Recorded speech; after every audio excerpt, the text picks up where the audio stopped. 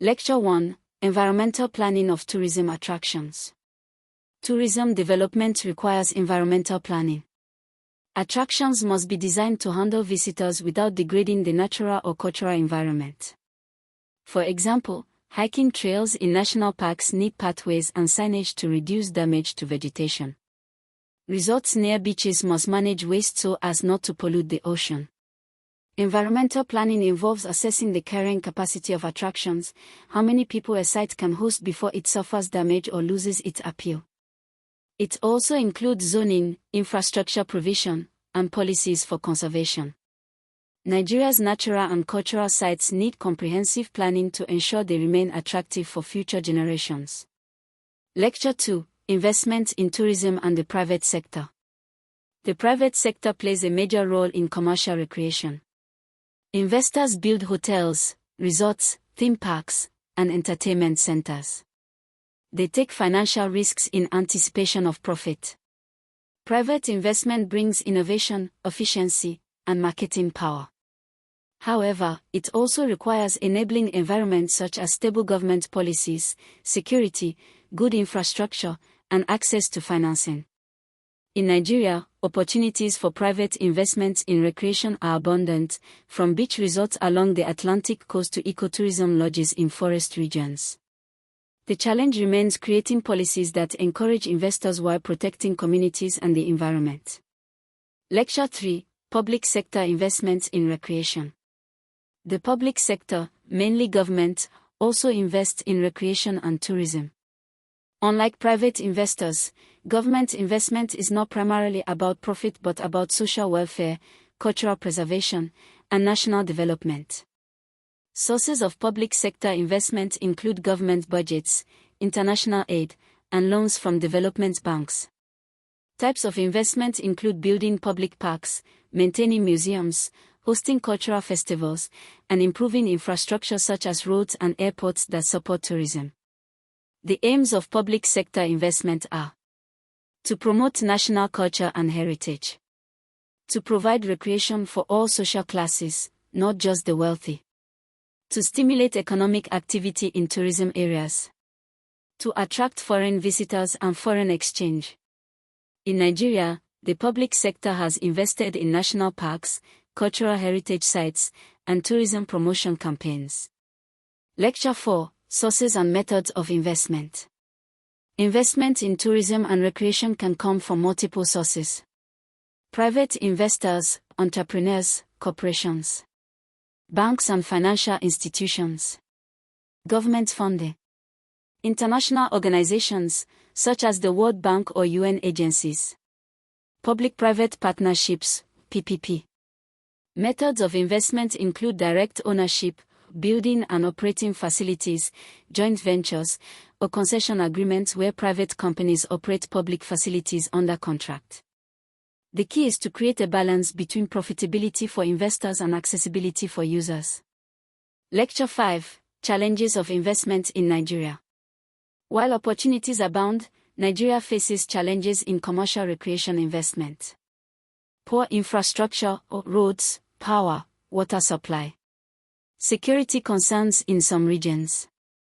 Limited government support or inconsistent policies.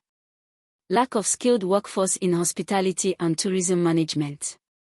Inadequate promotion of Nigeria's tourism potential internationally. Addressing these challenges requires coordinated efforts between government, private investors, and communities. Lecture 6: Case Studies in Commercial Recreation. Consider a few practical examples. Obudu Mountain Resort in Cross River State shows how a natural environment can be developed into a recreational and tourism hub, though it has suffered from maintenance challenges.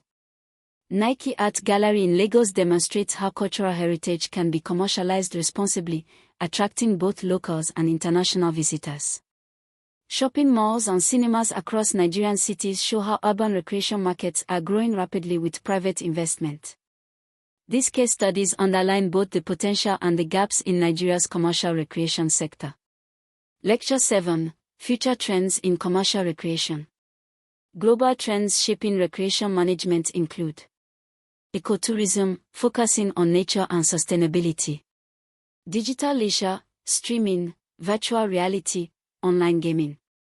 Wellness tourism, spas, retreats, medical tourism. Cultural tourism, showcasing heritage, festivals, and crafts. Adventure tourism, hiking, climbing, safaris. Nigeria can harness these trends by leveraging its natural resources, cultural diversity, and youthful population. Lecture 8: Skills for Commercial Recreation Managers. To succeed in this field, managers must combine business acumen with creativity and social awareness. Key skills include marketing and promotion of leisure products, customer service and hospitality, financial management for investment and operations, human resource management for staffing facilities, environmental planning to ensure sustainability, partnership building with government, investors, and communities. Effective management ensures not only profitability but also long-term relevance and social value. Lecture 9: Summary of Module 2. In this module, we explored the management, investment, and sustainability aspects of commercial recreation. We looked at environmental planning, private and public investment, funding sources, challenges in Nigeria, case studies, and future trends. The central theme is that commercial recreation requires both business thinking and social responsibility. It thrives when private innovation and public support come together, guided by sustainability and community development. Course conclusion. This course on commercial recreation management has shown us that recreation and tourism are not just luxuries, they are vital parts of modern economies and human well-being. In Module 1, we built the foundation, understanding recreation, tourism in Nigeria, environmental impacts, leisure opportunities, leisure as a product, and the role of providers. In Module 2, we advanced into management issues, environmental planning, private and public investment, funding sources, challenges, case studies, trends, and managerial skills. By the end of this course, you should be able to define and explain the concept of recreation and its relationship with tourism. Identify different leisure opportunities and how they are delivered commercially. Analyze the roles of both commercial and home-based facilities in leisure.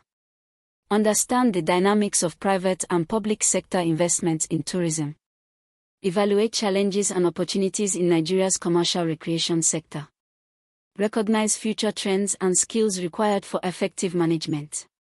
Recreation is ultimately about people, about joy, relaxation, and cultural expression. Commercial recreation management ensures these experiences are delivered professionally, sustainably, and profitably.